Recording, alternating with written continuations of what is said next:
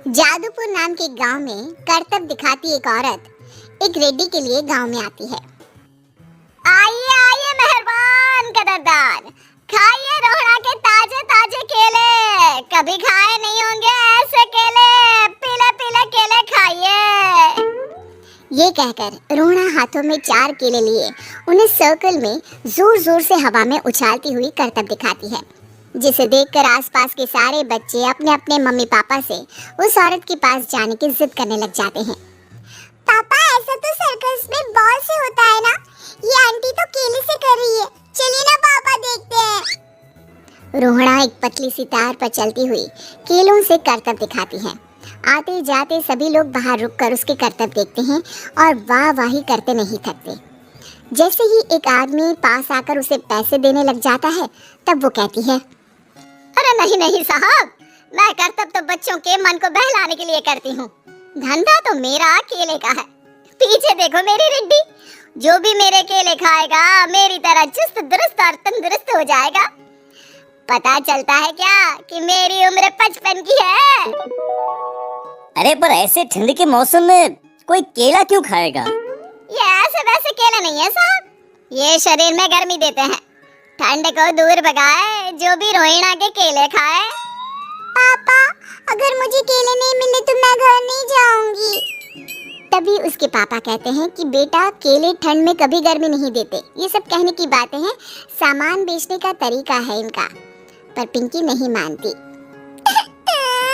मैं केले खाऊंगी।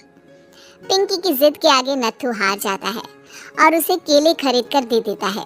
पिंकी खुश होकर केले घर ले आकर खाती है। अब मैं भी करतब करूंगी, कितना मजा आएगा, जादुई केले।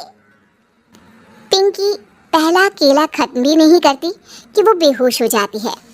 दूसरे केले से एक काला धुआं आता है और रोहड़ा चुड़ैल बनकर बाहर निकल आती है। मेरे भूतिया केले बच्चे न खाए, ऐसा हो ही नहीं सकता। जादूपुर वालों, कब तक बचोगे? आ गई हूँ मैं रोहड़ा, जिसका कोई नहीं कर सकता सामना। रोहड़ा पिंकी को गोद में उठाकर काले धुएं में कहीं गायब हो जाती है। शाम के वक्त नत्थू घर लौटता है और पिंकी को घर में ना पाकर उसकी माँ से कहता है, माँ पिंकी कहाँ है? अरे बेटा, उसे तो तू सुबह करतब दिखाने ले गया था ना, फिर कहाँ वापस आए तुम दोनों? मुझे लगा तू उसे अपने साथ मंडी ले गया होगा। हे भगवान, मेरी बच्ची कहाँ गई? मैं उसे घर ही तो छोड़कर गया था माँ। नत्थू गांव के घर कोने में अपनी बेटी को ढूंढता है, पर उसे वो कहीं नहीं मिलती।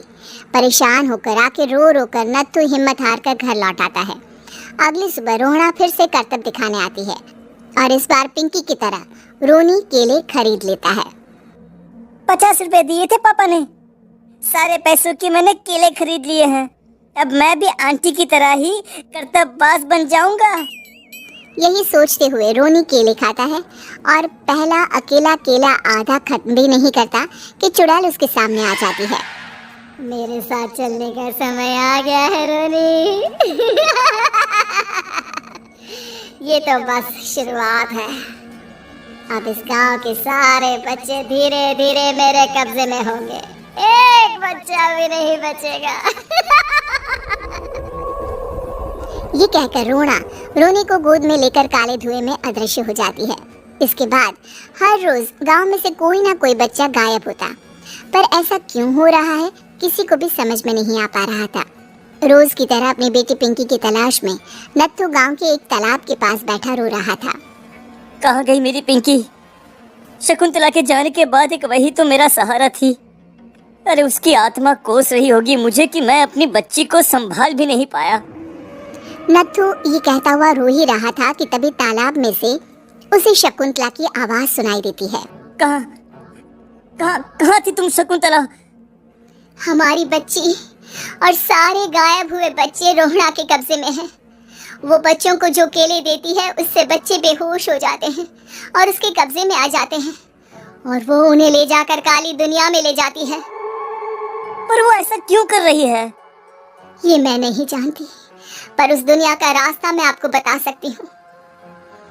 जहाँ ये नदी खत्म होती है वहाँ एक केले का पेड़ है, उसके नीचे एक दरवाजा है, वहीं से रास्ता जाता है उस दुनिया का। ये कहकर शकुंतला की आत्मा गायब हो जाती है। गांव के सभी लोग झुंड बनाकर उसी रास्ते से काली दुनिया में चले जाते हैं और वहाँ देखते हैं कि सारे बच्चे वहाँ काम कर रहे थे। पापा, मुझे ले चलो यहाँ से। पापा, पापा। सभी बच्चे अपने मम्मी पापा से लिपट जाते हैं। तो तुम लोग यहाँ तक आ गए? क्यों हमारे बच्चों को पकड़ लिया तूने? तुझे शिकार ही बनाना है तो ले, हम सब आ गए हैं, हमें खा ले। नहीं, मुझे बच्चे चाहिए, मेरे बच्चे के बदले तुम लोगों के बच्चे। क्या मतलब? मैं इसी गांव में रहने वाली एक औरत थी। केले की चोरी के इल्जाम में मेरे बेटे को गांव वालों ने इतना मारा कि वो मर गया। उसी दिन मैंने ठान लिया कि गांव वालों का भी वही हाल करूंगी। कुछ दिन बाद बेटे के चले जाने के दुख में मैं भी मर गई और मेरी भटकती आत्मा एक चुड़ैल बन गई। और फिर मैंने बदला लिया तुम सबके बच्चे छीनकर। बर्दाश्त नहीं कर पाए ना? सोचो मुझ पर क्या बीती होगी। हमें माफ कर दो रोना। पता नहीं है किसकी गलती थी, पर हम सभी माफी मांगते हैं।